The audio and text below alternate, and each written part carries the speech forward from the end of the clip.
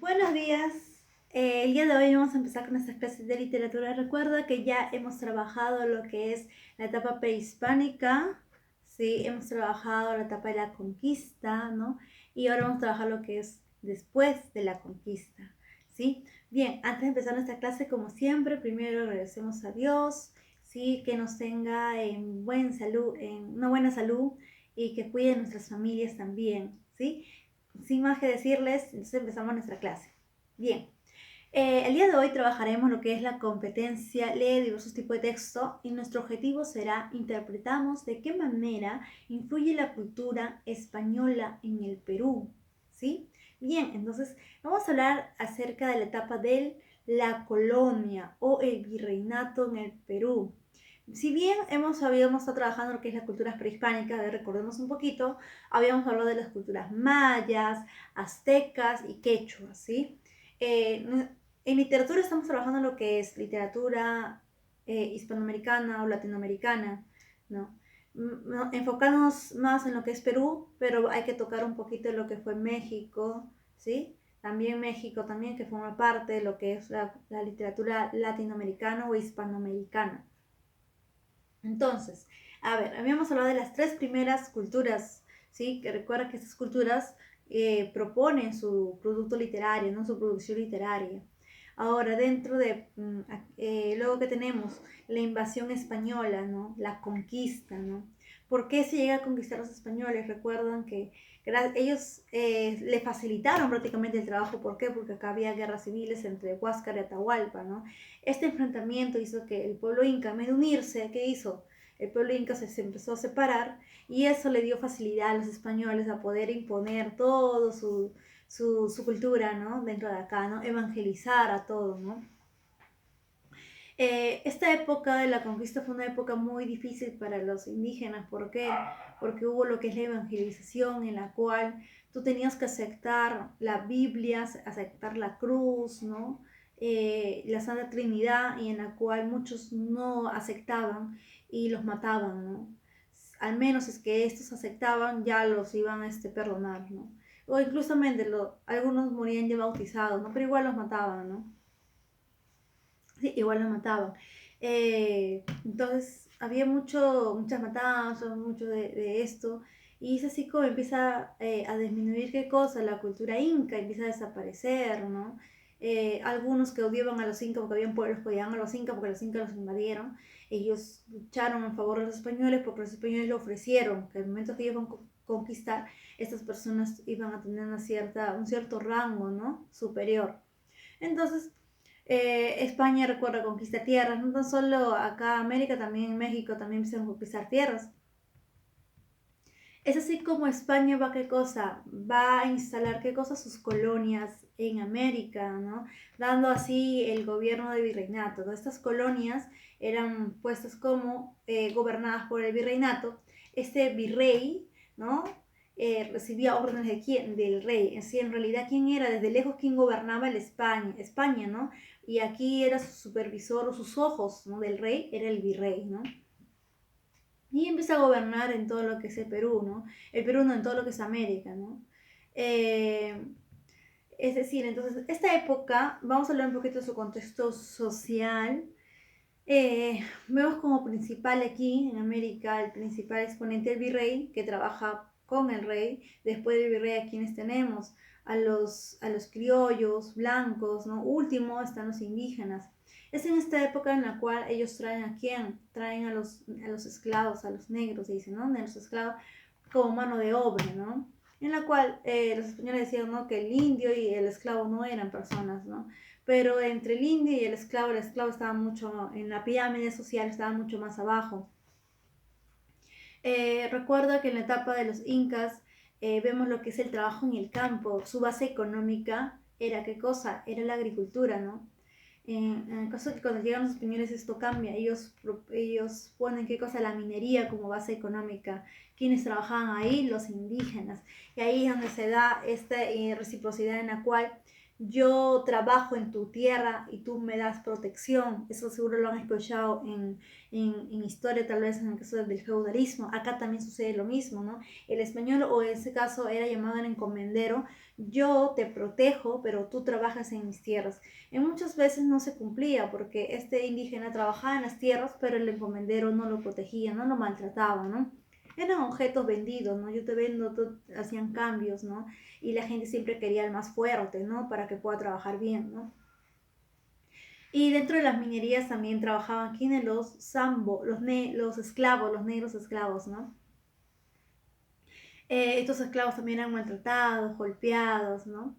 Si nos vamos al contexto social, hay algo, muchas cosas que hasta la actualidad existen, ¿no? Por ejemplo, dicen que los esclavos, ¿no? Ellos trabajaban, ¿no? Y bailaban, ¿no? Acá es donde aparece qué cosa, el festejo, la zamacueca, el andó, ¿no? Todos esos bailes afroperuanos. Justo estamos en el mes del afroperuano, ¿no? Todo el mes de junio es el mes de afroperuano, la cultura afroperuana, ¿no? Que es una cultura muy importante en nuestro país. Ahora, entonces aquí es donde aparecen ciertos bailes. En la época del virreinato es donde aparecen los juegos de carnavales, ¿no? Pueden buscar, les invito a que investiguen acerca de, se dijo en el Perú, así es el Perú, algo así, que habla acerca de los carnavales, es muy bonito. Aquí encontramos, seguro de repente han bailado lo que es la danza, Son de los Diablos, ¿no? En la cual ellos salían, las personas en esta época, y se burlaban, ¿no? Asustaban, ¿no? En épocas de carnavales.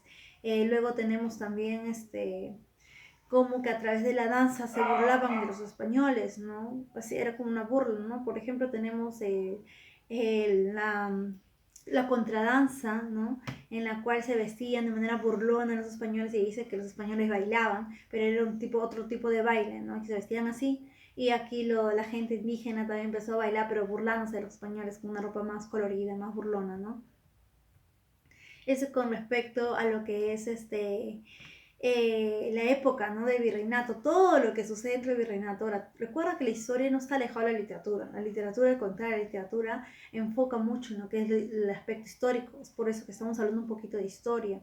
Recuerda que acá aparece una institución Santa Inquisición en la cual muchas mujeres fueron quemadas a la hoguera por hechiceras, por brujas, ¿no? Se dice mucho de ello, de que las mujeres, el hecho de que ellos tengan una etapa menstrual, ¿no? Se decía de que ellas eran hechiceras, eran brujas, porque ¿de dónde hacía que parezca sangre, ¿no?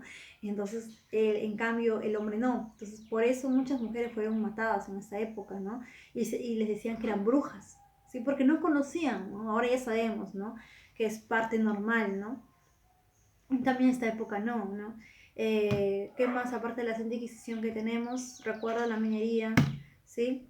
Muy bien, entonces, eso con respecto a lo que es el contexto social que estamos viviendo en el virreinato, ¿no?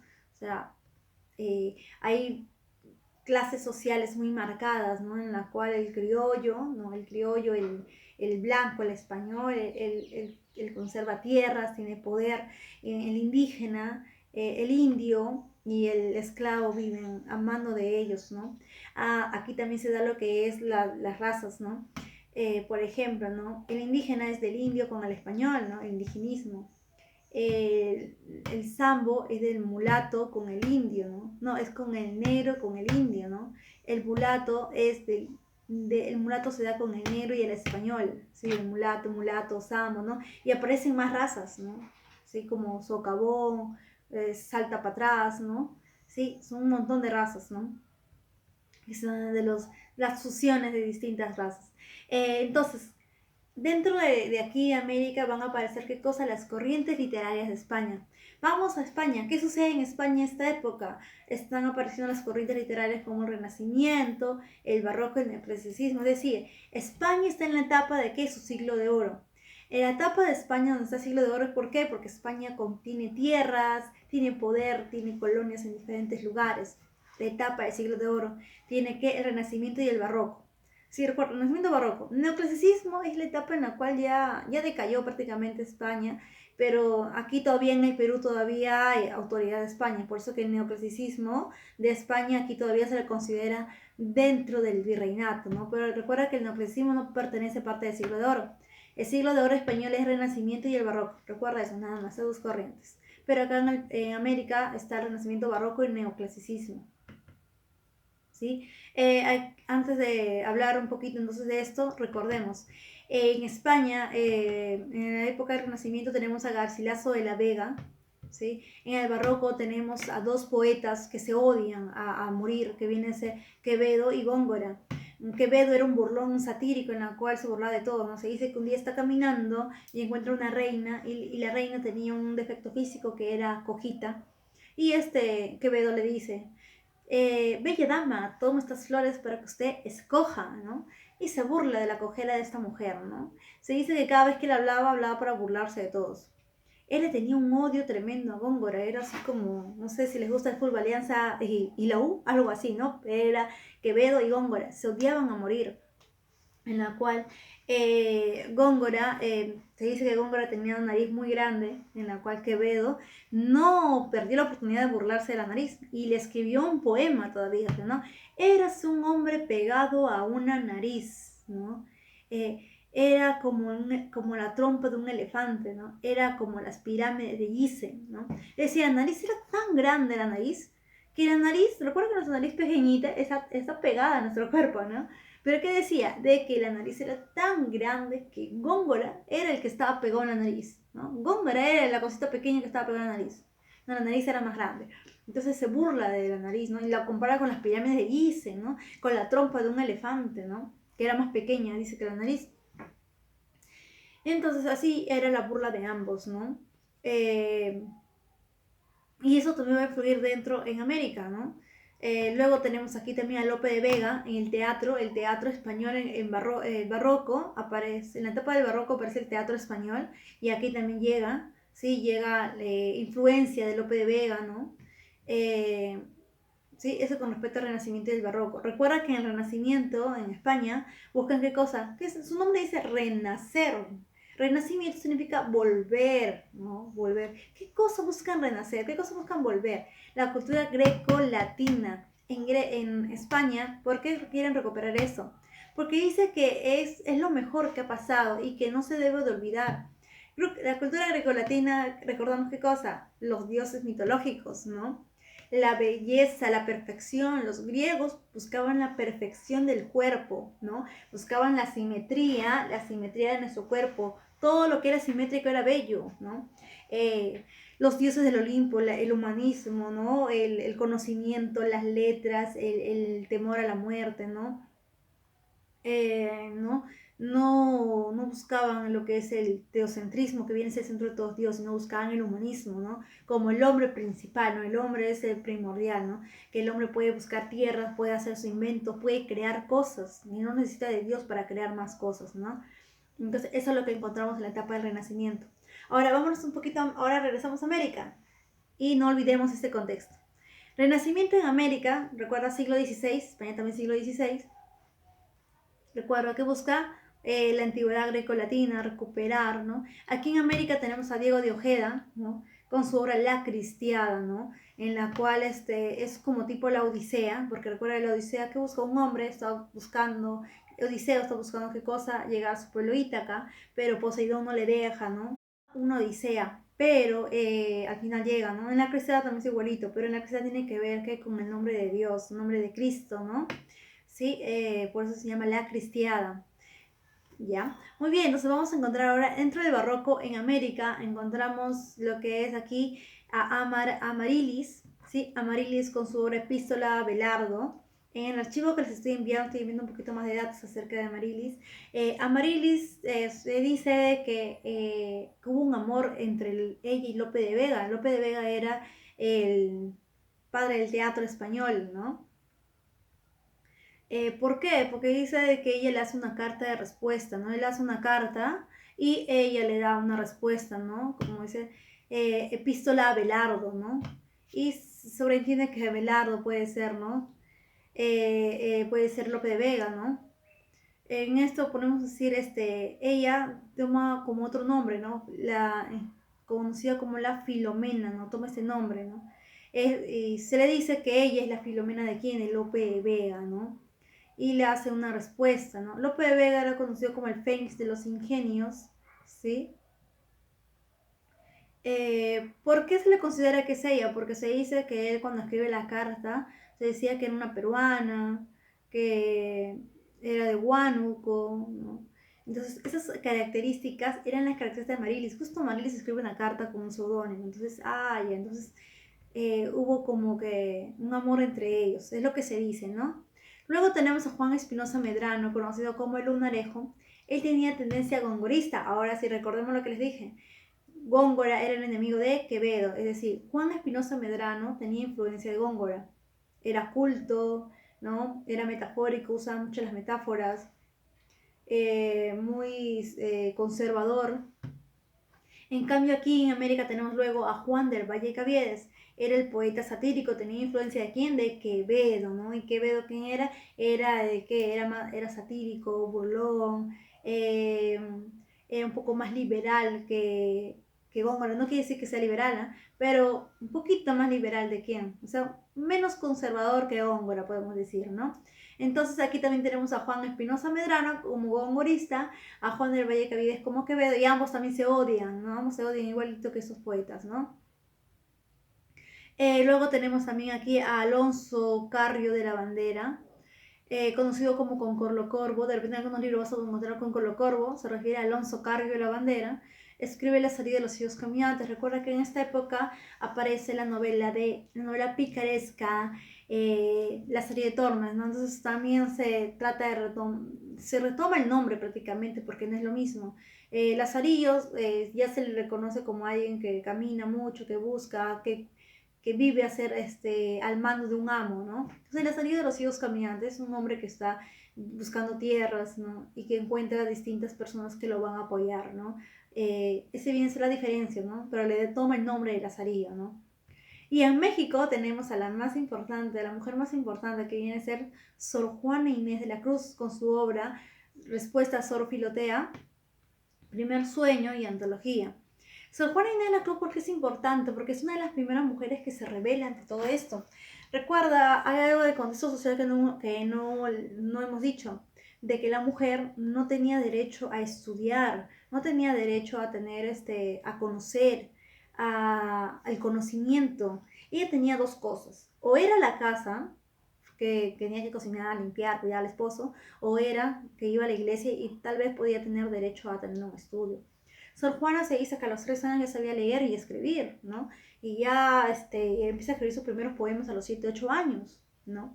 Entonces, Sor Juana no quiere, ¿no? No quiere, ella no quiere estar en la casa, ¿no? Entonces ella decide ser monja. Y se encierra en el monasterio y es una monja, ¿no? Vas a encontrar, busca la imagen de Sor Juana y vas a encontrar una monjita, ¿no? Con un cuadrito que tiene. Sor Juana empieza a luchar a través de la iglesia los derechos de la mujer, ¿no? Empieza a escribir, incluso empieza a debatir a los clérigos de esa época. Porque por más que ella sea monja, dentro de la iglesia tampoco no tenía ni voz ni voto. Porque quienes eran los que mandaban ahí eran los clérigos, los sacerdotes, ¿no? Las monjas simplemente se encargaban dentro de la iglesia, tal vez sí conocían, podían leer y todo, pero no tenían voz en mando, ¿no? Entonces, pero en cambio, ella quería, ¿no? Imponer, contraponer, debatir las ideas de los clérigos, ¿no? Y es por eso que también muchos de ellos siempre la castigaban, ¿no? Y hablaba mucho acerca del amor de Dios que ella también ahí tenía, ¿no? Si no sabía si era un amor a Dios o que en verdad ella estaba escapando de la sociedad en la cual se encontraba, ¿no? Bien, entonces aquí tenemos lo que es los autores, tanto del Renacimiento como el Barroco, ¿no? Ahora, recuerda que en América también aparece el neoclasicismo, también llega acá al Perú, pero recuerda que España ya no se encuentra en su siglo de oro, España está decayendo. Con menos jerarquía, aquí en el neoclasicismo aparece Pedro Peralta Ibarnuevo con su obra Lima Fundada, ¿no? Esta Lima Fundada es como una imitación de la Eneida. La Eneida, la Eneida ya nos toca ver el otro año tal vez, conocemos literatura universal, habla acerca de Eneas, en la cual Eneas está en la batalla de Troya y sale de la batalla de Troya, escapa y uno de los dioses le dice no a Eneas que tiene que fundar Roma. Entonces Eneas empieza a recorrer su camino para llegar a Italia y fundar Roma, pero ¿qué sucede con Eneas? Hay un dios que no le deja en paz, este dios que viene a ser Atenea. Dice, ¿no? Que Atenea no quiere que Eneas vaya a fundar, ¿no? El Eneida es como una imitación también de la Odisea, en la cual Odisea es en Grecia, ¿no? En la cual Odiseo también quiere llegar a Ítaca, pero hay un dios que no le deja, que viene a ser Poseidón, ¿no? En el caso de Eneas fue igual. Eneas igualito llega a un lugar en la cual él va a contar sus historias, esas personas lo apoyan, le ayudan para que él pueda viajar a Italia, llega, se casa con una de las hijas de uno de los reyes y ambos fundan Roma, ¿no? En el caso de Eneas, ¿no? Funda Roma. Ahora, ¿qué tiene que ver esto con la Lima fundada? También Lima fundada, van a fundar Lima. ¿Quién va a fundar Lima? Es decir, ¿quién va a cumplir la función de Eneas en esta obra? Francisco Pizarro, ¿no? Francisco Pizarro es como Eneas y Lima fundada viene a ser como Roma, ¿no? La fundación de Roma sería la fundación de Lima por Francisco de Pizarro. Recuerda que recién en la etapa del neoclasicismo, en 1837, aparece recién Ollantay. Nosotros ya hemos trabajado Ollantay lo hemos trabajado en otra época, pero recuerda que recién aquí en el neoclasicismo aparece la obra Ollantay. ¿Sí? Recién aparece acá, recién va a ser publicada, a pesar de que ya hablaba de épocas anteriores, pero recién va a ser publicada en esta época, ¿no? Entonces eso con respecto a lo que es el virreinato en el Perú. Recuerda que mucho del virreinato todavía ha quedado. ¿Cuándo se van realmente los españoles? ¿Sí? Eso lo vamos a ver ya en la etapa en la cual empieza a acabar todo el reinado, ¿sí? Todo el reinado de quién, de los españoles, con sustitución al virreinato, ¿no?